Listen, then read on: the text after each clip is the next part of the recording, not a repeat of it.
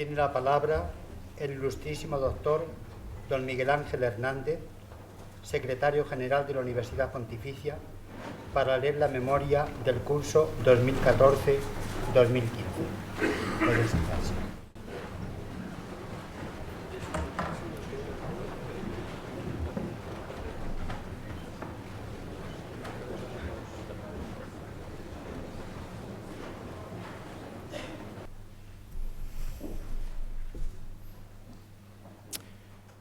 Excelentísimo y reverendísimo presidente de la Conferencia Episcopal Española, excelentísimo y reverendísimo gran canciller de la Universidad Pontificia de Salamanca, excelentísimos y reverendísimos arzobispos y obispos, excelentísimas y magníficas rectoras, excelentísimos vicerrectores, ilustrísima directora general de Universidades de Investigación de la Consejería de Educación de la Junta de Castilla y León, autoridades académicas, civiles y militares, profesores, alumnos, personal no docente, amigos y amigas.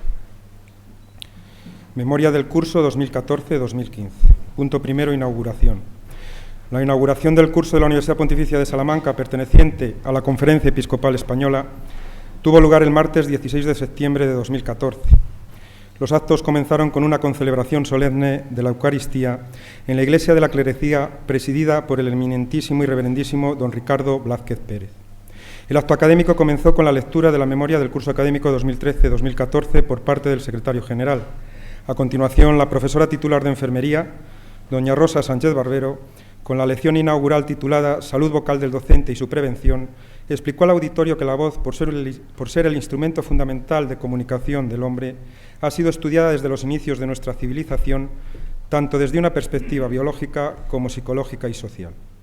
Concluida la intervención, tomó la palabra el rector, don Ángel Galindo García, quien en su discurso puso de manifiesto el carácter internacional de esta universidad y la disposición de la institución a colaborar con la Junta de Castilla y León, las universidades castellano-leonesas y la sociedad en su conjunto para mejorar el país. Punto segundo, tareas de gestión.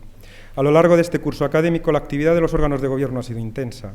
En este sentido, la Junta Permanente de Gobierno se reunió 16 veces, ocupándose de nombramientos y de multitud de asuntos de gestión ordinaria referidos a la docencia, a la investigación y a la organización de la universidad. La Junta Plenaria de Gobierno se reunió en 3 ocasiones y cabe destacar de entre los asuntos tratados varias propuestas de doctorado honoris causa y la concesión de un título de huésped de honor. Finalmente, el claustro universitario se reunió en el mes de enero para informar de la marcha de la universidad y aprobar la concesión de los doctorados honoris causa al padre Gianfranco Ghirlanda y al doctor Pedro Guillén García. Rectorado. Entre las tareas de gestión promovidas por el rectorado hay que destacar, entre otras, la promoción de la dimensión científica y la del carácter identitario de la universidad a tenor de los estatutos. Y dentro de la estrategia de proponer nuevas ofertas educativas que respondan a la inquietud de los futuros universitarios y al interés de esta institución, se desarrolló la política de fortalecer la oferta de másteres oficiales. En el capítulo de nombramientos se mencionarán los nombres de algunos profesores que han asumido la dirección de varios de nuestros institutos o centros. Don Alfonso José López Rivero como decano de la Facultad de Informática, don José Ramón Yela Bernabé como decano de la Facultad de Psicología, doña Amparo Casado Melo como directora del ICE, don José Luis Segovia Bernabé como director delegado de la sección pastoral de la Facultad de Teología en Madrid, doña Pilar Pena Búa como directora del Instituto Superior de Estudios Europeos. Finalmente, la Congregación para la Educación Católica nombró rectora magnífica de la Universidad Pontificia de Salamanca, mediante decreto de 27 de agosto de 2015, a la profesora doctora Miriam Cortés Dieguez, catedrática de la Facultad de Derecho Canónico. En el ámbito de la ordenación académica y calidad se ha continuado con todos los procesos de seguimiento, modificación, verificación y acreditación de nuestros títulos. Asimismo, se han realizado varios cuestionarios de inserción laboral y cuestionarios de satisfacción del alumnado, profesorado, PAS y empleadores. Se completan así procedimientos establecidos en el Sistema Interno de Garantía de Calidad. En el ámbito de investigación, innovación y nuevas tecnologías, se ha culminado en el curso académico el proyecto bienal 2013-2015, denominado Programa de Fomento, Estabilización y Visualización de la Actividad Investigadora e Innovadora de la Universidad Pontificia de Salamanca. Y en el campo de la economía, respecto al presupuesto, se procedió a actualizar las tasas académicas de las diferentes titulaciones por debajo del IPC y se presentó a la Conferencia Episcopal Española el correspondiente anteproyecto de presupuesto para el 2014-2015 y la liquidación de cuentas del presupuesto del 2013-2014 con informe favorable de la auditora. En el área de las infraestructuras cabe destacar las nuevas instalaciones deportivas en el campus Francisco Suárez y la continuación de la recuperación del patrimonio de la universidad por el Servicio del Patrimonio Histórico-Artístico con la restauración de la talla de Santa Teresa, entre otras actuaciones, y la limpieza de toda la vía Ignati. Punto tercero, actuaciones académicas e institucionales. En este apartado, entre las multitudes de actuaciones académicas e institucionales realizadas por las autoridades de esta universidad, hay que destacar las siguientes. El rector, en el mes de septiembre, presidió la toma de posesión de los nuevos decanos y profesores titulares de la institución académica. Decano de la Facultad de Teología, don Jacinto Núñez Regodón, don Francisco de la Gala Sánchez, profesor titular de Médico Quirúrgica, don Luis Aurelio García Matamoro, profesor titular de Texto de Código, don Jesús García Rojo, profesor titular de Antropología Teológica, doña Rosa Sánchez Barbero, profesora titular de Ciencias Básicas y Anatomofisiológicas, y don José Luis Segovia Bernabé, profesor titular de Teología Pastoral Social. En el mes de mayo se celebró en el Aula Magna un claustro universitario extraordinario con motivo de la investidura del padre Gianfranco Ghirlanda como doctor honoris causa, y a finales de este mes don Alejandro Guillermo Ruemers fue nombrado huésped de honor con motivo del 75 aniversario de la restauración de esta universidad. Nuevamente, a principios del mes de junio, el claustro universitario volvió a reunirse para la investidura del doctor Pedro Guillén García como doctor honoris causa y, finalmente, en el mes de junio, los decanos electos de las facultades de Psicología e Informática tomaron posesión de sus cargos. Firmas de convenios. A lo largo de este año tuvo lugar una intensa actividad de firmas de convenios con diferentes instituciones locales, provinciales, autonómicas, nacionales y extranjeras. En el ámbito local y provincial se formalizaron convenios con las Hermanitas de los Pobres, con el Banco de Alimentos y con la Cámara Oficial de Comercio e Industria de Zamora para prácticas de alumnos. En el ámbito autonómico se acordaron convenios con el Colegio de Gestores Administrativos de Castilla y León, con la Consejería de Familia e Igualdad de Oportunidades de Castilla y León y con la Asociación de Escuelas de la Enseñanza del Español en Castilla y León. En el ámbito nacional se establecieron, entre otros, convenios de colaboración con el Ministerio de Educación, Cultura y Deporte, con Universia, con el Real Centro Universitario Escorial María Cristina, con la Red Ibérica de Entidades Transfronterizas y con el Grupo SM para la organización y difusión conjunta de un congreso conmemorativo de los 50 años de la Gravissimum Educationis. Entre los convenios internacionales se encuentran los suscritos con las universidades Marcelino Champañán de Lima, Perú, de Talca en Chile, la Católica de Plata en Argentina y la Católica de Córdoba en Argentina también. A estas se unen los firmados con el Ateneo Pontificio Regina Apostolorum y la Universidad Europea de Roma, con la Universidad Popular del Estado de Puebla, México, con la Universidad Southern Connecticut State de Estados Unidos y con diversas universidades chinas. Actos y jornadas institucionales. La implicación y presencia de la Universidad Pontificia en diversos foros ha sido intensa y provechosa al acercar la institución a la sociedad. En el ámbito internacional se ha de señalar la presencia del señor rector en el encuentro de la Federación Internacional de Universidades Católicas en Australia, la participación en la Asamblea General de la Federación de Universidades Católicas Europeas en Irlanda y la asistencia al encuentro de universidades católicas organizado por la Embajada de Israel ante la Santa Sede en colaboración con la Federación de Universidades Católicas y celebrado en Italia e Israel. También se hizo presente la universidad en la mesa del debate del Atrio de los Gentiles, auspiciado por el Pontificio Consejo para la Cultura. Y en el ámbito nacional cabe destacar la presencia del rector en la presentación de la carta encíclica Laudatius Si del Papa Francisco, que tuvo lugar en la Conferencia Episcopal Española. Apartado cuarto, alumnos. En el curso académico finalizado se matricularon en la sede de Salamanca 4.796 estudiantes, que sumados a los del campus de Madrid, con 567, Oviedo, Santiago y otros centros vinculados, hacen un total aproximado de 6.194 estudiantes. Las facultades eclesiásticas formaron en sus aulas a un total de 1.158 alumnos, de entre los cuales 1.035 lo hicieron en la Facultad de Teología, 82 en la Facultad de Derecho Canónico y 50 en la Facultad de Filosofía. En las facultades no eclesiásticas, Educación contó con el mayor número de alumnos matriculados, sobre todo en la modalidad semipresencial, con 2.238. Ciencias de la Salud, Psicología y Comunicación contaron, respectivamente, con 726, 525 y 509 alumnos. Continuando con las actuaciones iniciadas ya hace 2 años, se trabajó en mejoras significativas en la calidad del servicio prestado al alumnado. señalándose las siguientes. A. Herramientas informáticas al servicio de la comunidad universitaria. Hay que destacar, entre otras actuaciones, la implantación de la matrícula online para los alumnos de nuevo ingreso, finalizando la informatización de este proceso en todos los cursos. B. Becas. En el presente curso académico se han tramitado las solicitudes de ayuda al estudio convocadas por organismos oficiales y entidades privadas, y entre ellas cabe destacar las del Ministerio de Educación y Ciencia, de las que se obtuvo 538. Además, se han tramitado becas del Gobierno Autonómico del País Vasco y del Gobierno Autonómico de la Junta de Castilla y León, que ha otorgado 64 ayudas a nuestros alumnos. Junto a las anteriores becas, la universidad, y a través de su presupuesto general, concedió ayudas por un importe de 30.000 euros. Las becas de ayuda USA a diócesis necesitadas fueron 22, con un importe también total de 140.000 euros. Finalmente, la universidad se ocupó de tramitar 30 solicitudes de ayudas que ofrece la Fundación Inés Luna Terrero. Extensión universitaria. Entre las diferentes actividades de este tipo hay que destacar la representación de la obra de teatro que lleva por título La Cena de los Idiotas, por parte del grupo La Máscara, y los tradicionales conciertos de Navidad y de fin de curso interpretados por el coro Tomás Luis de Vitoria. En deportes cabe destacar la consecución del primer puesto individual y el segundo por equipos en el Campeonato Autonómico de Campo a Través, la participación en las fases locales y finales del Trofeo Rector y la participación en diversas disciplinas de campeonatos de España universitarios. Biblioteca. En este centro ha ampliado el sistema de gestión bibliográfica, ha abierto una nueva biblioteca en el campus Francisco Suárez y ha establecido un programa amplio de restauración del fondo bibliográfico. Otra de las actividades que se han potenciado durante el presente curso ha sido el crecimiento del repositorio institucional Summa y la elaboración de un nuevo cuadro de clasificación del fondo histórico.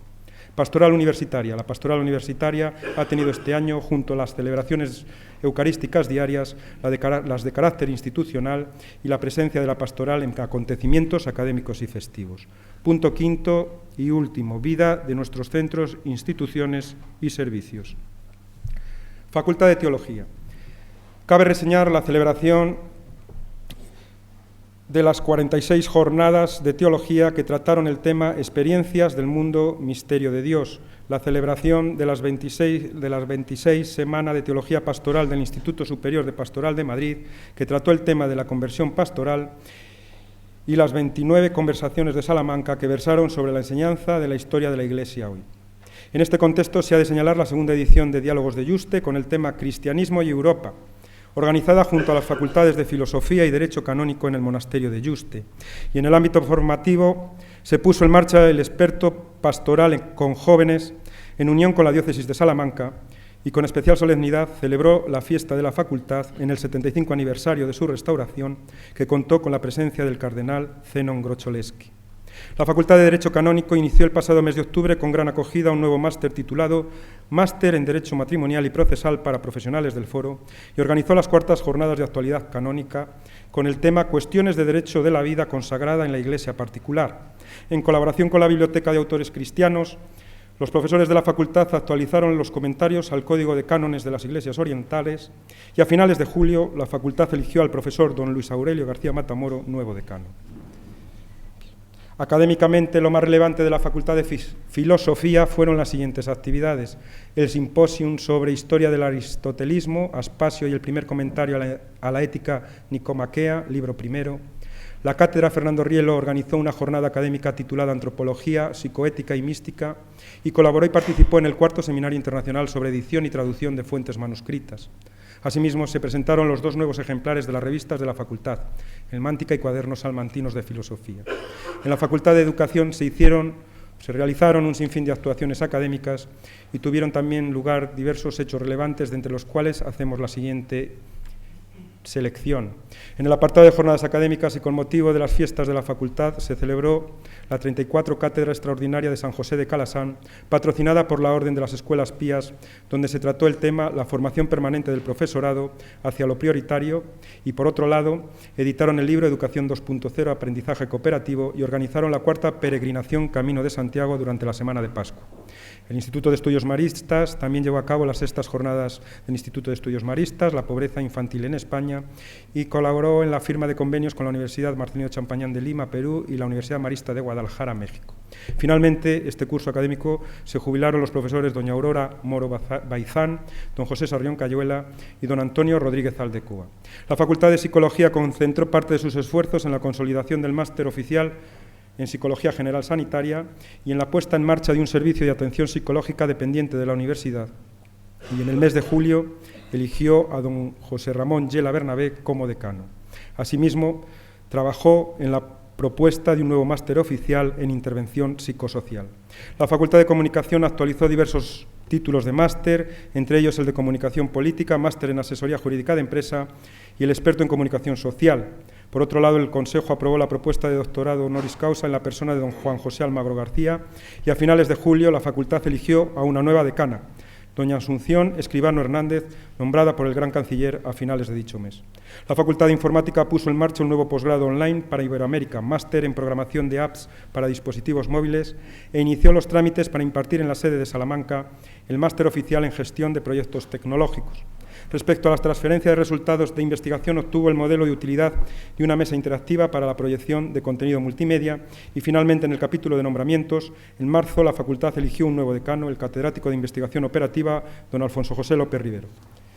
La Facultad de Ciencias de la Salud organizó los seminarios sobre riesgos biológicos en enfermería, sobre factores de crecimiento plaquetario y uso en úlceras y las 8ª jornadas de la Facultad con el título Atención al politraumatizado grave, formadas por 2 mesas redondas y 2 talleres. Asimismo, se ha de destacar el Día de Logopedia, en el que se celebró la jornada Intervención en la comunicación y el lenguaje desde un abordaje centrado en familias. De gran importancia fueron un año más la actividad desinteresada del Servicio Clínico de Logopedia, que atendió un total de 264 pacientes con dificultades de lenguaje del habla o de la audición, y donde los alumnos de logopedia realizaron sus 24 créditos de prácticas en las distintas áreas de intervención.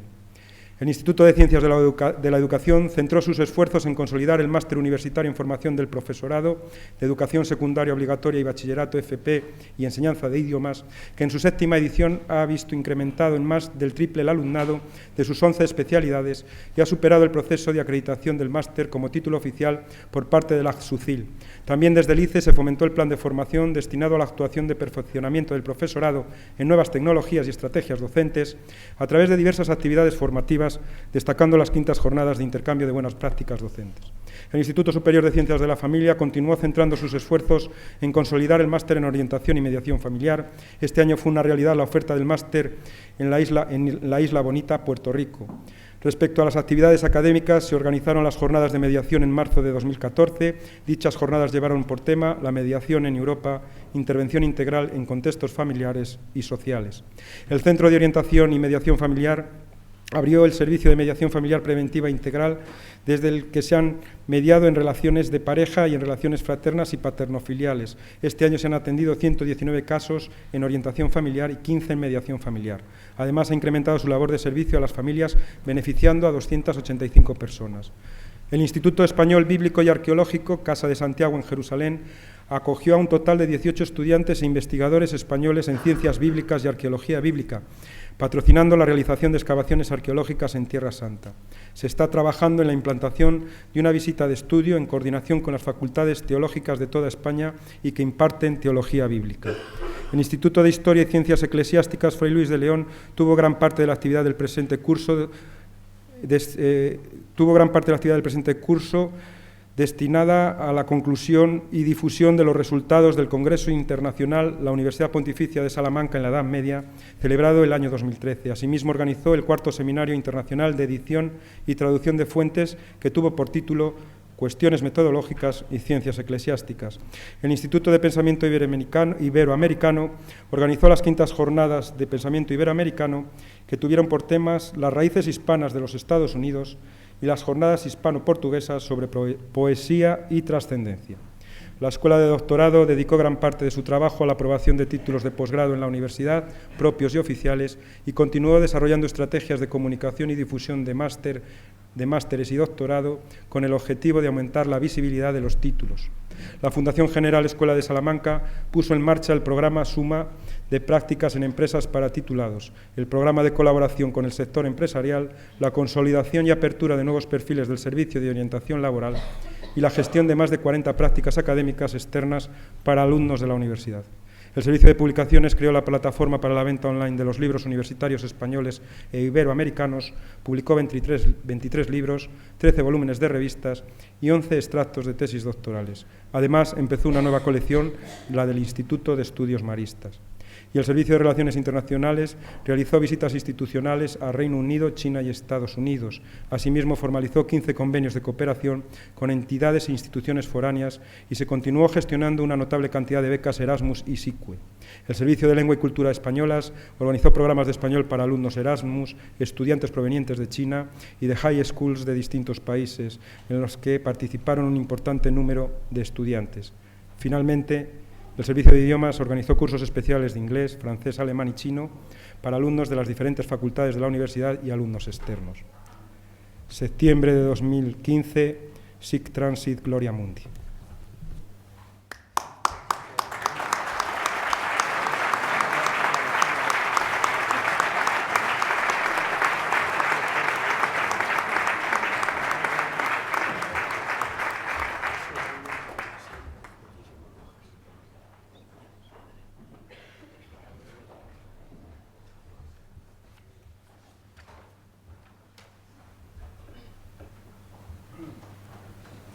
Tiene la palabra el catedrático de la Facultad de Teología, doctor don Santiago Guijarro Porto, para pronunciar la lección inaugural que lleva por título El Dios de los primeros cristianos.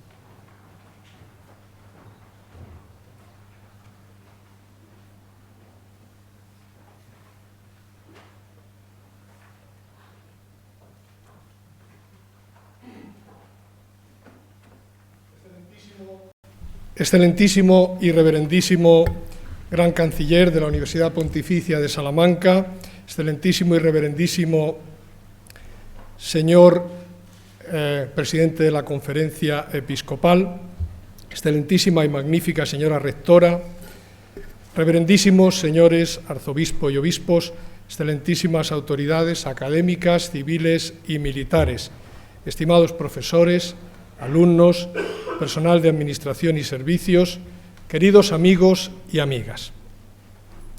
Agradezco sinceramente la oportunidad que se me brinda de hablarles hoy en el marco de un acto que este año, además de señalar el comienzo de un nuevo curso académico, conmemora y celebra 75 años de esfuerzo y entrega de muchas personas, algunas de ellas aquí presentes, al servicio de la sociedad, de la cultura y de la Iglesia en esta universidad. Teniendo que elegir un tema para la lección inaugural que se me ha encomendado, me ha parecido que en circunstancias tan singulares lo más oportuno sería hablar de Dios. Ya sé que no es un tema habitual de conversación.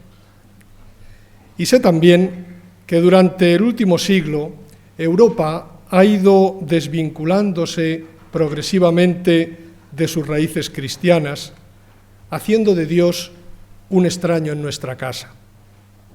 Pero precisamente por ello, me parece que no podemos despachar sin más la cuestión de Dios, pues si lo hiciéramos, estaríamos renunciando con demasiada facilidad a las raíces de lo que somos como individuos y como sociedad. En todo caso, antes de hacerlo, deberíamos preguntarnos si el Dios del que queremos olvidarnos es realmente el Dios cristiano. Digo esto porque la imagen de Dios más común entre nosotros, la que se ha ido configurando a lo largo de siglos, ha incorporado elementos que no proceden de la revelación cristiana. En su versión más extrema, Este es el Dios que explica ante todo la existencia del mundo y su orden. Es un Dios omnipotente e inmutable, un Dios vuelto sobre sí mismo que no necesita al hombre. El Dios de la revelación, sin embargo, es, como rezaba la nota que llevaba cosida a sus vestidos Blas Pascal, el Dios de Abraham, el Dios de Moisés, el Dios y Padre de nuestro Señor Jesucristo. Este Dios no tiene como horizonte el cosmos ni los problemas que plantea su existencia, sino al ser humano concreto. Es un Dios que sale al encuentro del hombre para conversar con él y ofrecerle su compañía y su salvación. La fe cristiana, nuestra fe, confiesa que este Dios se nos reveló en Jesucristo, por quien la fe de Israel en el único Dios dio lugar a la fe cristiana en el Dios trinitario. Este momento crucial de la revelación de Dios en la historia, que tuvo lugar en los comienzos del cristianismo, es el tema que he elegido para esta lección. En el inicio de la revelación del nuevo rostro de Dios nos encontramos con la fe de Israel. La fe de Israel en un solo Dios. Jesús y sus primeros discípulos compartieron esta fe que el pueblo elegido confesaba en sus credos, celebraba en sus ritos y practicaba en la vida cotidiana. Los judíos del tiempo de Jesús, en efecto, confesaban de forma unánime y reiterada la existencia de un único Dios verdadero. Por eso, cada día recitaban esta oración: Escucha, Israel, Yahvé nuestro Dios es uno. Amarás a Yahvé tu Dios con todo tu corazón, con toda tu alma y con todas tus fuerzas. Y por eso, esta confesión de fe se reforzaba con los dos primeros mandamientos del Decálogo que prohibían dar culto a otros dioses. Este Dios no era para ellos una realidad abstracta, sino un ser personal que se les había dado a conocer a través de su actuación en la historia, en la llamada a Abraham, en los acontecimientos del Éxodo, a través de los profetas, en la reconstrucción del pueblo después del exilio. En estos acontecimientos, Dios había revelado su identidad, que los creyentes judíos conocían y recordaban constantemente. Junto a este Dios había otras figuras que tenían una relación muy estrecha con él y actuaban como intermediarios suyos, ángeles, atributos divinos, pero los creyentes judíos, y Jesús con ellos, nunca percibieron que tales figuras afectaran a la unicidad de Dios que confesaban cada día en el Shema, el Dios único al que daban culto en el Templo de Jerusalén. Los estudios recientes sobre cómo esta imagen de Dios dio lugar a la visión del Dios trinitario que es propia del cristianismo han subrayado con razón la importancia que tuvo en este proceso la fe pascual. La convicción de que Dios había resucitado a Jesús de entre los muertos, otorgándole un lugar de preferencia junto a él, fue decisiva para el reconocimiento de su condición divina. Esta convicción, de hecho, propició una nueva confesión de fe, en la que, junto al único Dios verdadero, creador de todo, se reconocía a Jesús como único Señor por quien todo había sido creado. Ahora bien, entre la fe judía en un solo Dios verdadero y esta nueva forma de monoteísmo que reconocía a un solo Señor junto al único Dios, hay que situar necesariamente la experiencia histórica de Jesús de Nazaret. El paso del monoteísmo judío al monoteísmo cristiano no se puede explicar sin tener en cuenta la imagen que Jesús tenía de Dios y la relación que estableció con él. La visión que Jesús tenía de Dios se fue fraguando en su propia vivencia religiosa. Esta se dio en una cultura y en una tradición concretas, pero también se nutrió de una particular experiencia de encuentro con Él. Por eso, en su visión de Dios encontramos al mismo tiempo elementos de continuidad con respecto a la fe de Israel y también otros que revelan una cierta novedad. La novedad del Dios de Jesús se pone de manifiesto no solo en cómo hablaba de Él, sino también en cómo hablaba con Él, en su manera de hablar y de orar, lo mismo que en su forma de actuar. Jesús expresó la convicción de que el Dios de Israel era, ante todo, el Padre. Para referirse a Él, utilizó con frecuencia una palabra tomada del lenguaje familiar, que también se usaba como título de respeto, Abba.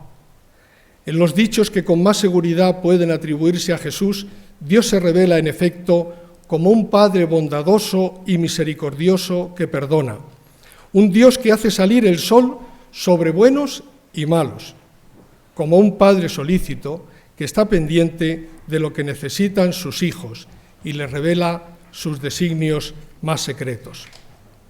Y también como un Padre que reclama obediencia, respeto y reconocimiento de su dignidad. Sin embargo, la idea que Jesús tenía de Dios no se agota con esta imagen, pues este Dios, a quien reconocía como Padre, había decidido instaurar su reinado en el mundo. Aunque Jesús no habló nunca de Dios como Rey, el Dios al que se dirige como Padre es el Dios del reino. La vinculación entre lo que era Padre y su proyecto, el reino, es decisiva para comprender la visión que Jesús tenía de Él. Nosotros comprendemos mejor esta visión de Dios cuando tenemos presente la realidad social de aquellos a los que Jesús se dirigía. Un Dios que se preocupa de las necesidades cotidianas de sus hijos y cuida de ellos es ante todo una buena noticia para el pueblo sencillo de la tierra. Un Dios que perdona y acoge a todos es una buena noticia para los excluidos. Mendigos, desarraigados, enfermos, pecadores, marginados, mujeres, extranjeros, fueron de hecho los principales destinatarios de la actuación de Jesús. Estos dos aspectos de la imagen paterna de Dios y el anuncio de la irrupción de su reinado aparecen unidos de forma admirable en la oración del Padre Nuestro. Los dos pilares de esta oración son, en efecto, la invocación inicial, Padre, y la petición central, venga tu reino. Hay una íntima relación entre estas dos súplicas del Padre Nuestro, pues la convicción de que Dios es un Padre cercano y solícito hace brotar el deseo de que comience a ejercer pronto su soberanía. En esta especial relación con Dios que determina su actuación, Jesús se reveló a sí mismo como el Hijo y como el mediador del reinado que Dios había comenzado a instaurar en este mundo. Con todo, es necesario reconocer que sin la experiencia pascual, la relación especial que Jesús tuvo con Dios no habría dado lugar a una nueva visión del único Dios verdadero. Si sus discípulos no hubieran tenido la convicción de que Dios lo había resucitado de entre los muertos y lo había exaltado a su derecha, tal mutación no se habría producido. Por eso, aunque la vivencia religiosa de Jesús es muy importante para comprender el surgimiento de la imagen cristiana de Dios, esta imagen solo se puede explicar en última instancia como fruto de las experiencias que sus discípulos tuvieron después de la Pascua. Los relatos evangélicos de la tumba vacía y de los encuentros con el resucitado evocan el contenido fundamental de esta experiencia.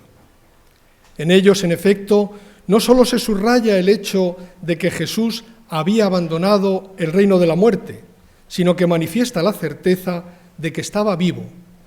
De otra forma, ciertamente, y por eso no resultaba tan fácil reconocerlo. Estos testimonios iniciales de la experiencia pascual ocupan un lugar privilegiado en los textos cristianos más antiguos, pero no agotan las formas de la vivencia pascual. Dichos textos, en efecto, dan fe de una verdadera eclosión de vivencias religiosas, tanto a nivel personal como comunitario, que los seguidores de Jesús explicaban como el resultado de la acción del Espíritu o como el efecto de la presencia de Dios en medio de ellos. Estas vivencias desempeñaron un papel decisivo en el reconocimiento de la condición divina de Jesús entre sus primeros seguidores. Para el monoteísmo judío, el reconocimiento de que Jesús era Dios era algo impensable. Sin embargo, las experiencias de quienes se encontraron con él después de su muerte legitimaban esta nueva convicción. Sobre ellas podía asentarse una nueva visión del Dios único verdadero, una nueva visión en la que Jesús aparecía como el único Señor junto al único Dios. Al reconocer esta condición de Jesús, sus discípulos descubrieron cuán profunda era su relación con Dios. No era una relación exterior o parcial, como la que tenían los agentes divinos, sino una asociación profunda que redefinía la imagen de Dios sin atentar contra su unicidad. Esta redefinición del monoteísmo judío se fue fraguando a medida que se clarificaba la nueva condición de Jesús, y este proceso se puede observar rastreando la evolución de las más antiguas confesiones de fe. En los primeros momentos, las experiencias de encuentro con el resucitado y la convicción de que Dios lo había librado de la muerte dieron lugar a una bendición pascual en la que se reconocía ante todo el poder de Dios. Bendito sea Dios que ha resucitado a Jesús de entre los muertos. Sin embargo, más adelante, esta afirmación centrada en Dios fue propiciando un reconocimiento cada vez más explícito de la nueva condición de Jesús, el cual había sido constituido Hijo de Dios y era confesado como Señor. Esta nueva identidad situaba a Jesús en una estrecha relación con Él, junto a Él, indisolublemente unido a Él. Las antiguas confesiones de fe reflejan las convicciones que tenían los primeros cristianos en una época muy temprana. La mutación fundamental de la imagen de Dios tuvo lugar en los años inmediatamente posteriores a la Pascua, pero en aquel breve periodo de tiempo no pudo darse un desarrollo completo de lo que implicaba tal transformación. Por eso, en las generaciones siguientes, asistimos a un proceso en el que estas convicciones se fueron sedimentando. En este proceso, la imagen tradicional de Dios quedó enriquecida, ante todo, con la incorporación de Jesús, pero también con la convicción de que el Espíritu, tan presente en la actuación de Jesús y en la vida de sus primeros discípulos, participaba de la condición divina.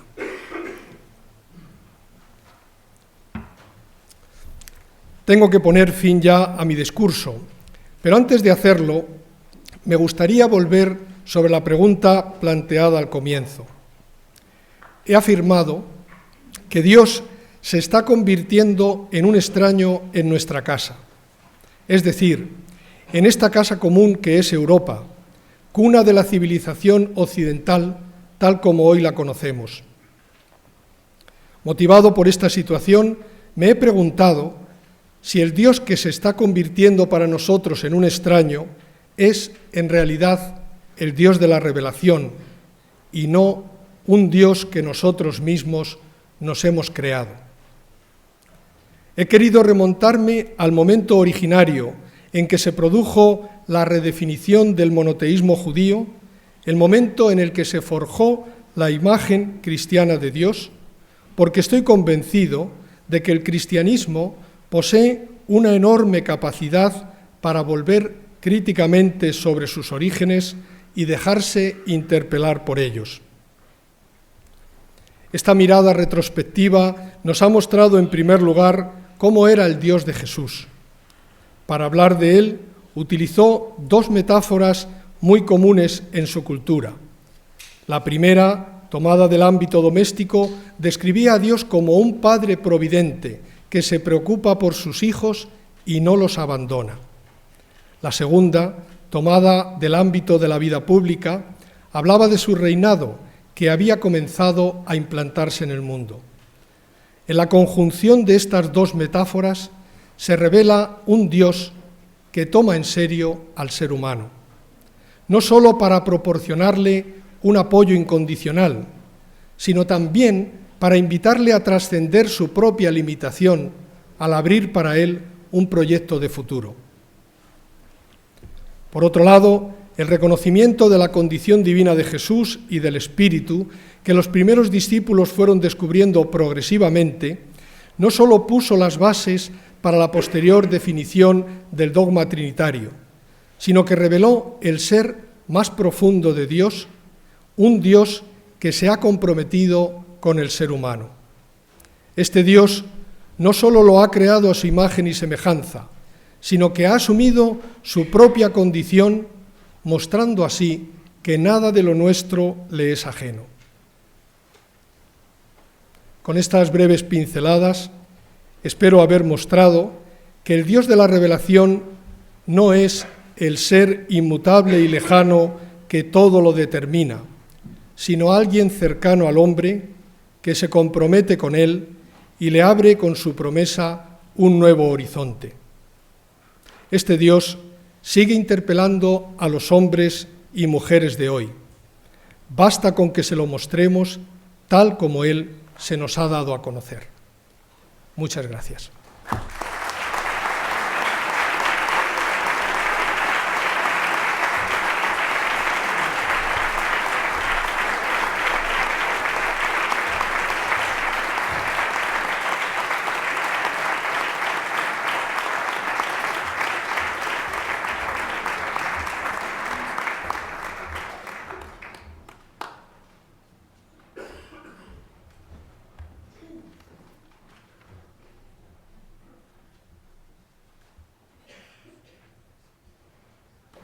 Tiene la palabra la excelentísima doctora doña Miriam Cortés Diegue, rectora magnífica de la Universidad Pontificia de Salamanca.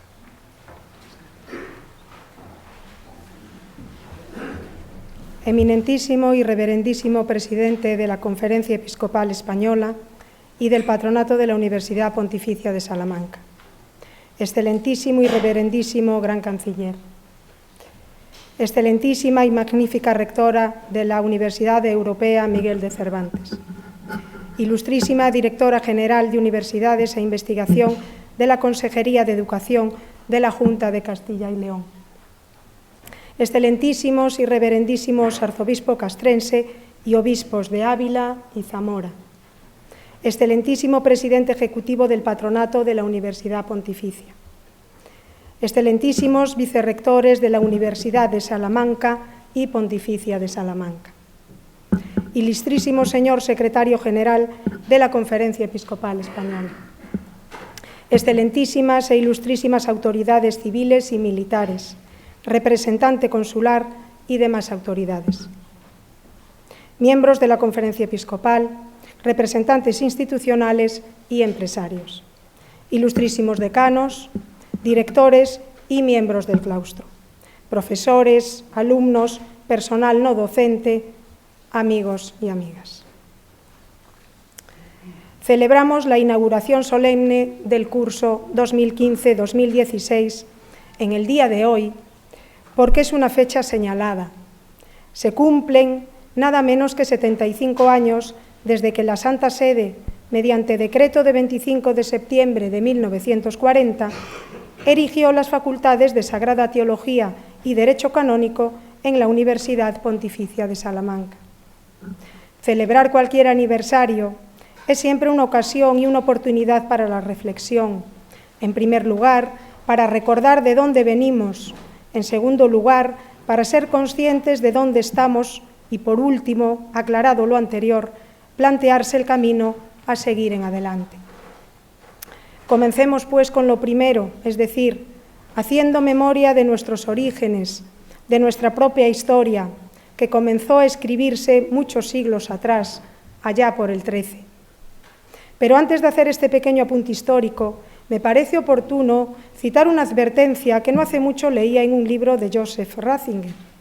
Decía el Papa Benedicto a los lectores que teníamos que ser conscientes de que una investigación histórica puede conducir solo hasta un alto grado de probabilidad, nunca a una certeza última y absoluta sobre todos los particulares. Es por ello que comenzaré diciendo que si hemos de creer al cronista de Alfonso IX, este monarca gozó siempre de la ayuda de Dios, y porque más le ayudara, instituyó en Salamanca, a sus propias expensas, un estudio general. No se sabe a ciencia cierta cuándo tomó tal iniciativa, si bien se ha convenido la fecha de 1218 para la creación de las escuelas de Salamanca, configuradas a partir de la escuela catedralicia preexistente y del clero catedralicio bien formado para la docencia y por ende vinculadas al obispo y al cabildo catedral. Desde este año, la ciudad dorada contó con lo que las partidas definen como un ayuntamiento de maestros et de escolares fecho en algún lugar con voluntad e con entendimiento de aprender los saberes. Creadas ejemplo de los gremios artesanales, estas incipientes universidades integraron maestros y aprendices en teología, leyes, lenguas bíblicas, gramática, música, etc. Es decir, en aquellas artes que, trascendiendo lo que habitualmente era necesario para resolver los inmediatos apremios que la vida imponía, perseguían enseñar los caminos que conducen a la dicha y organizar la sociedad de acuerdo con ellos. A no mucho tardar, la monarquía castellana solicitó del Papa la ratificación de los estudios salmantinos para hacer universal su reconocimiento.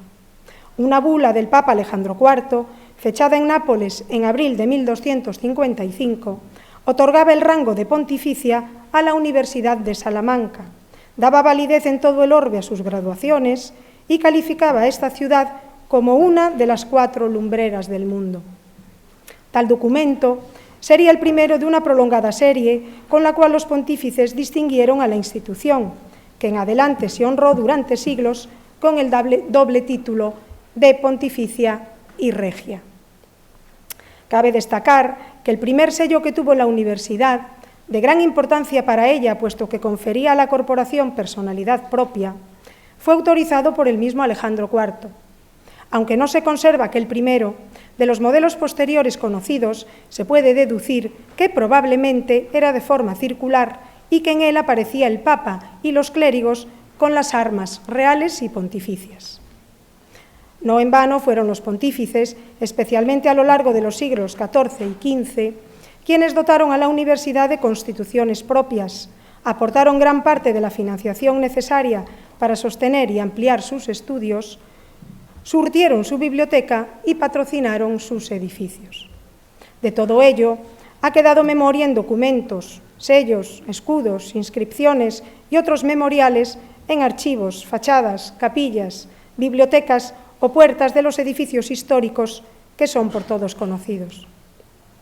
Las constituciones de 1422, promulgadas por el Papa Martín V, permanecieron como referencia hasta las reformas ilustradas del siglo XVIII, y ya hacia el año 1432 se dice que el número de cátedras se elevaba a 25. De ellas, 9 eran jurídicas, hasta 5 teológicas, 2 de medicina, 2 de lógica, una de físicos y otra de ética, 2 de gramática y otras de música, hebreo o retórica. El latín era la lengua en la que se impartían las lecciones y en latín había que leer y disputar.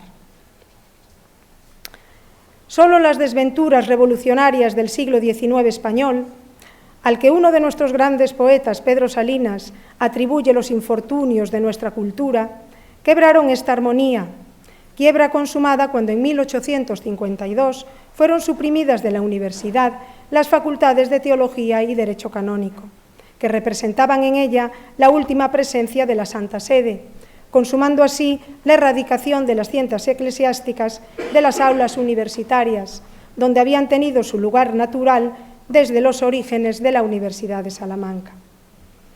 Ya entrado en el siglo XX, Monseñor Pla i Deniel, que ocupó la sede episcopal salmantina en 1935, secundado por la mayoría de los obispos españoles, consiguió que su Santidad Pío XII acogiera la propuesta de la Sagrada Congregación de Seminarios y Universidades de que en Salamanca sean erigidas canónicamente las facultades de Sagrada Teología y de Derecho Canónico.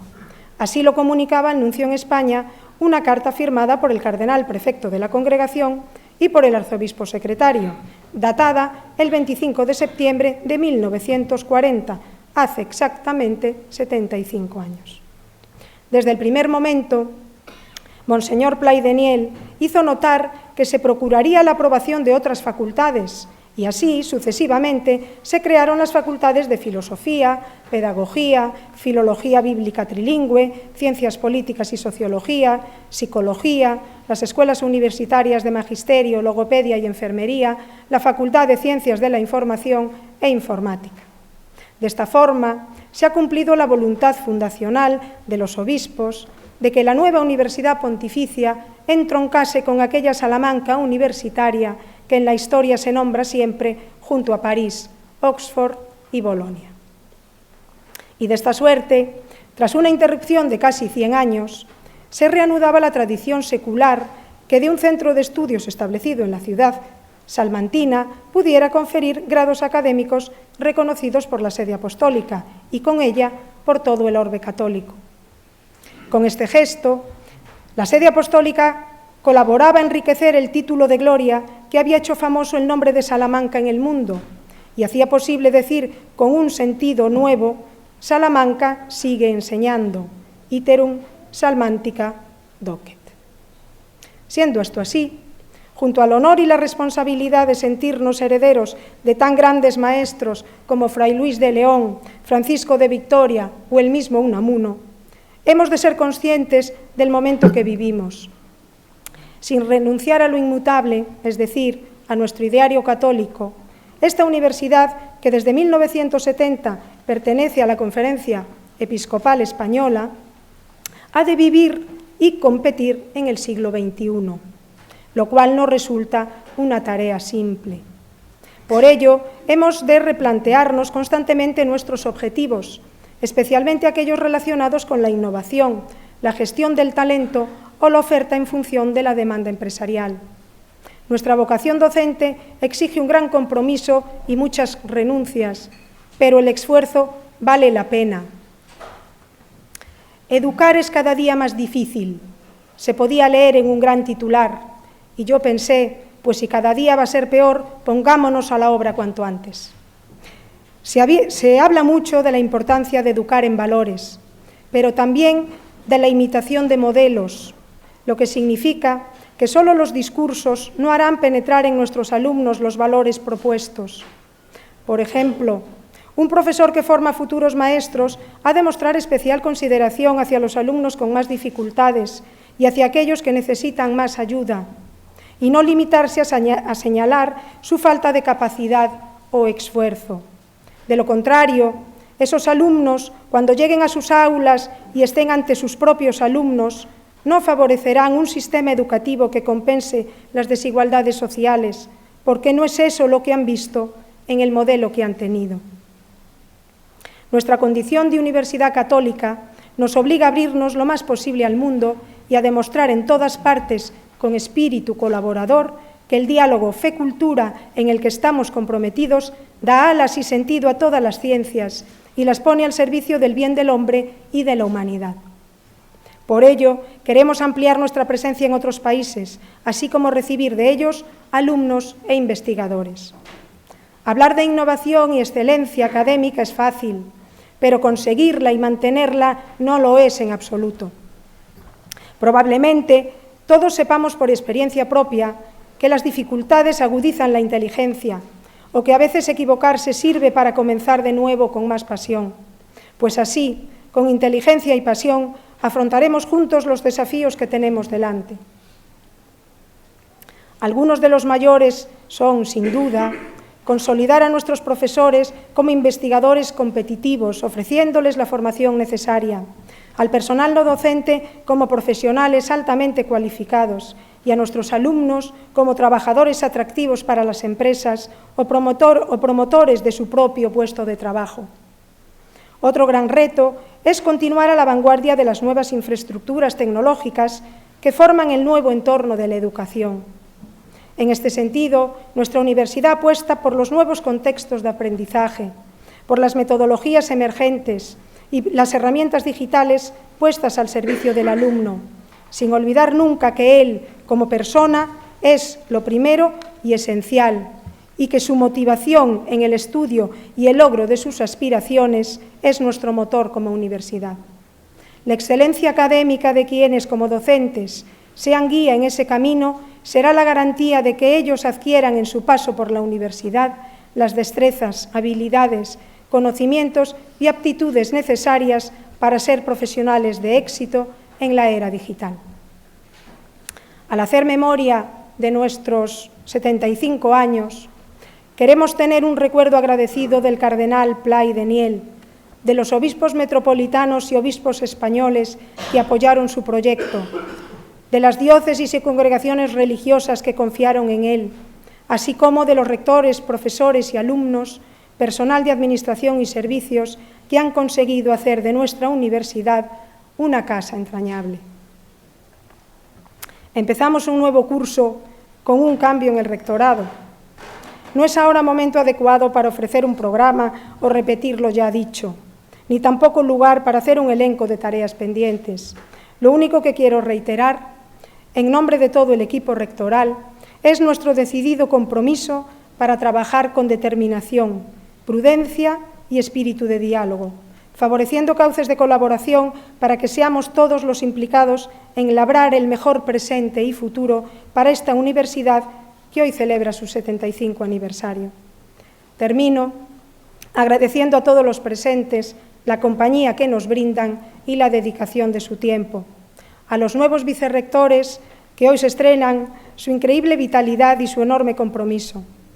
A los que han aceptado con generosidad e ilusión nuevos cargos y a aquellos que con gran altura los dejan. Y a todos por el apoyo constante e entusiasta que nos transmiten. Muchas gracias.